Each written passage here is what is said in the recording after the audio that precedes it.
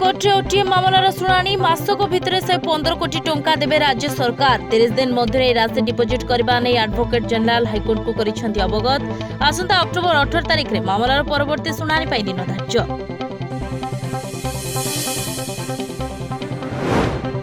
Cyber ठक नहीं सतर्क कराइला ओडिशा पुलिस। सर्वसाधारण स्थान में मोबाइल चार्ज न करने को निर्देश। एपरि कले साइबर ठक फोन डाटा नहीं जावा संभावना।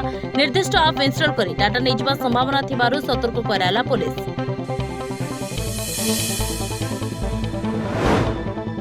जम्मू काश्मीर बस दुर्घटना भारसाम्य हराई खाई को खसिला बस 6 मृत 15 गुरुतर को मेडिकल भर्ती।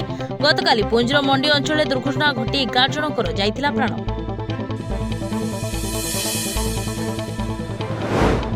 दुर्घटनार शिकार हेले यूक्रेन राष्ट्रपति जेलेंस्की। कीव्र एक यात्रीवाही कार राष्ट्रपति कार को देइथिला धक्का। दुर्घटना अल्पक बर्ती जाइछन्ति जेलेंस्की।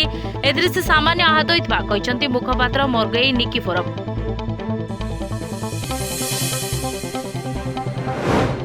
नावगाम सुरक्षाकर्मी आतंकवादी मुहांमुही 2 जन आतंकी निपात। संगठन अलकायद सहित लिंक थिबा सूचना घटनास्थल सर्च ऑपरेशन जारी।